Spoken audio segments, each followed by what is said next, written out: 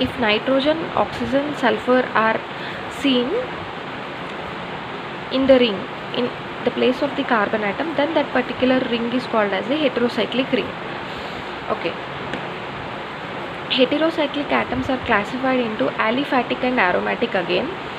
So aliphatic means, these are analogues of amines, ethers, amides, etc. These compounds generally exist as 3 to 4 membered rings and 5 to 7 membered rings. Okay, again heterocyclic atoms are classified into aliphatic type and aromatic type.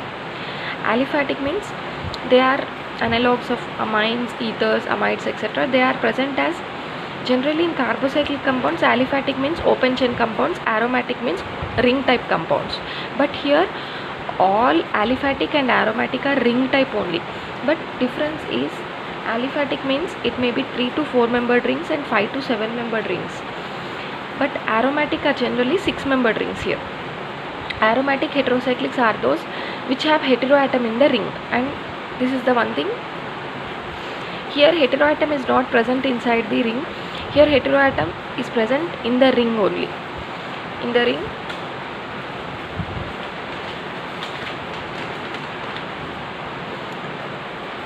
and they behave in similar manner like benzene.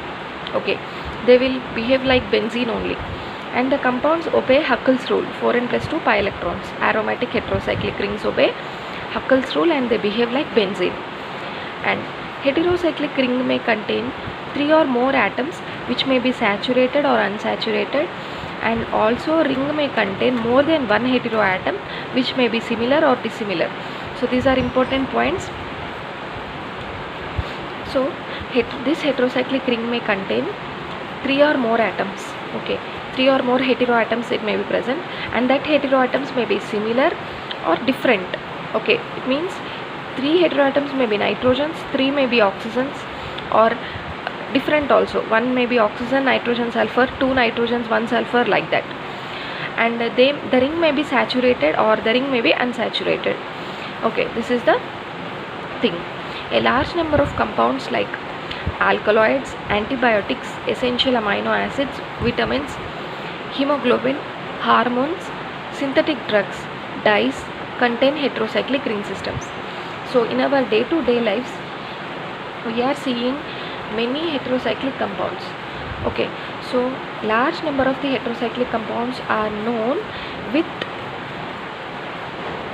in our day-to-day life. Alkaloids contain heterocyclic ring, antibiotics contain heterocyclic ring, essential amino acids contain heterocyclic ring, vitamins contain heterocyclic ring, hemoglobin contains heterocyclic ring, hormones contain heterocyclic ring, synthetic drugs contain heterocyclic rings, dyes contain heterocyclic ring systems.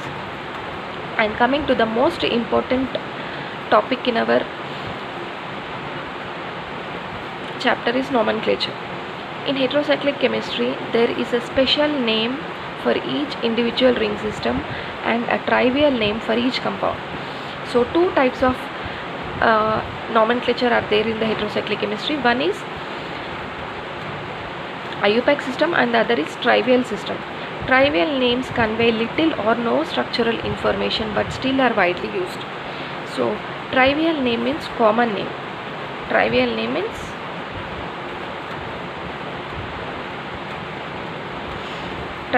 means common names. They do not tell any structural information or gives very little structural information about the compound.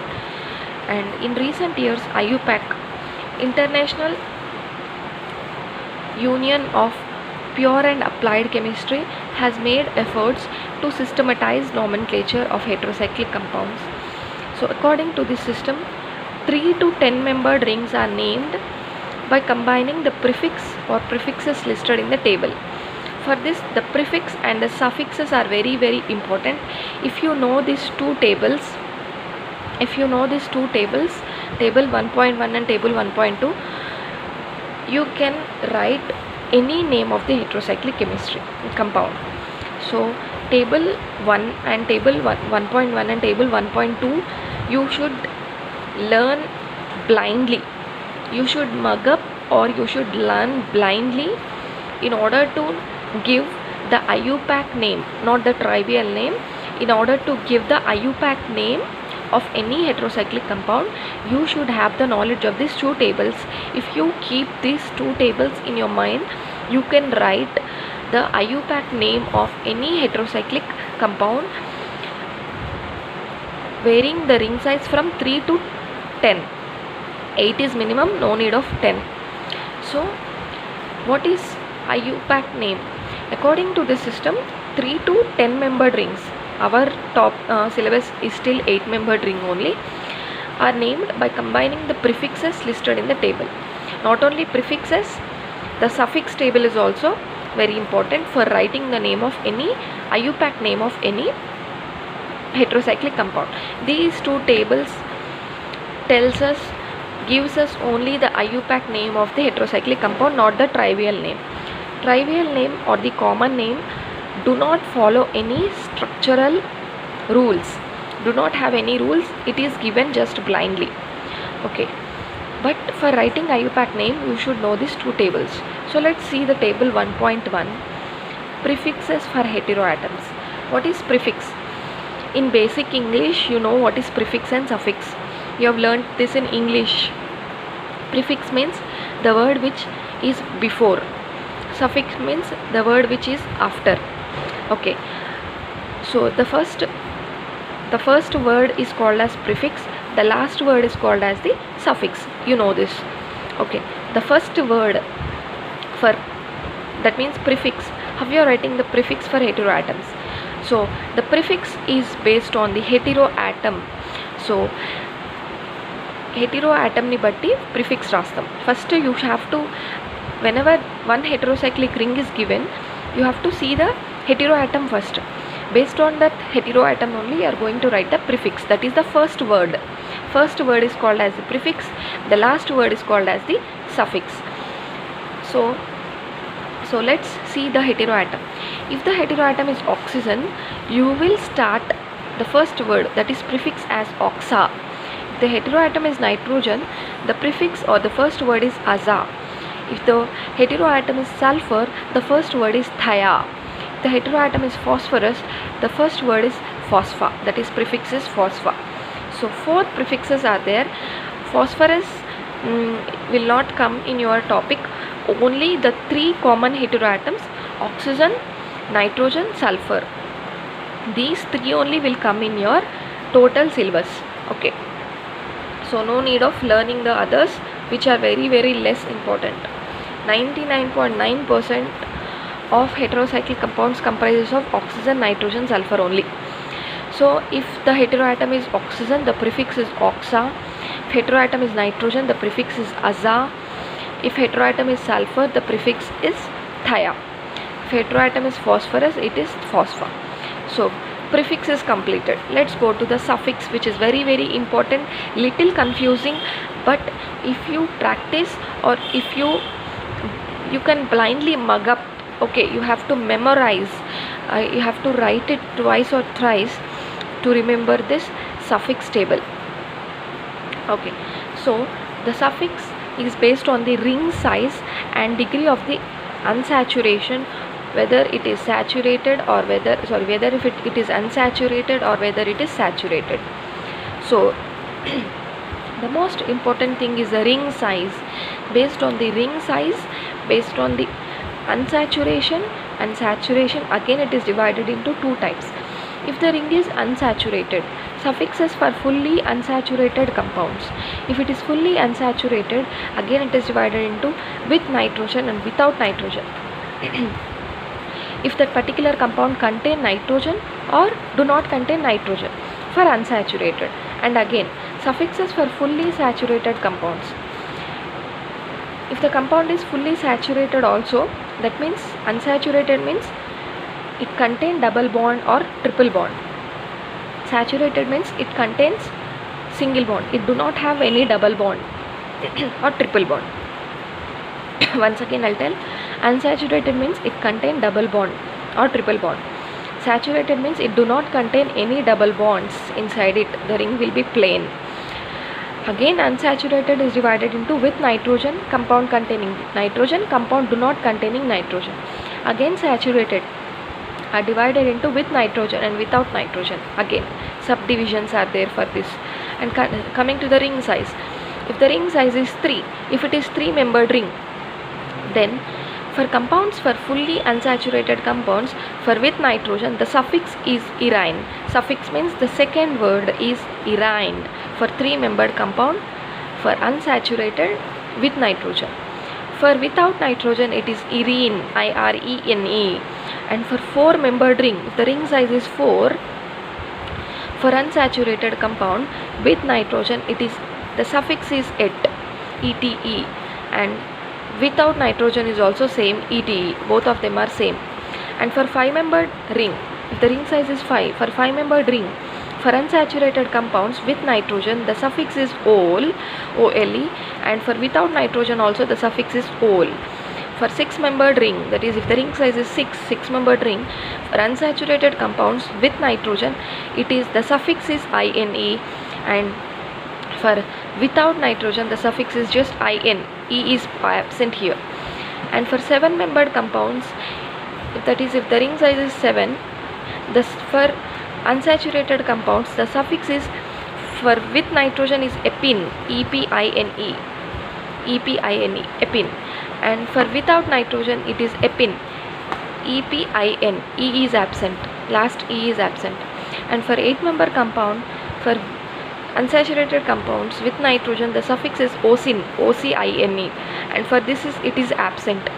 So for this the suffix is absent. So for 8-membered ring without nitrogen, if it is unsaturated, you can't give any name. Okay, if with nitrogen is present, then only you can, for 8-membered compound, if it is unsaturated and if it is not having any nitrogen, then you can't give, there is no name for it. So dash, simply dash. Okay, so this is about the unsaturated compounds. Same for the saturated compounds also. If it is the ring size is 3 and compound is saturated, and if it is with nitrogen the suffix is iridine, and for without nitrogen it is irane. For 4-membered ring, if it is compound is saturated and with nitrogen it is etidine, suffix is etidine. If without nitrogen, suffix is etane. For 5-membered compound, if it is saturated, the compound is saturated. If it is with nitrogen, then it is, the suffix is olidine, and if it is without nitrogen the suffix is olane. If it is 6-membered compound, if it is saturated, if it is with nitrogen, then no name.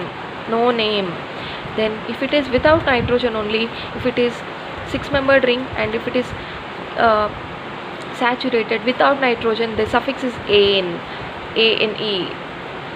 And 7-membered compound, for saturated compounds with nitrogen there is no name again, no suffix again, no suffix means no name.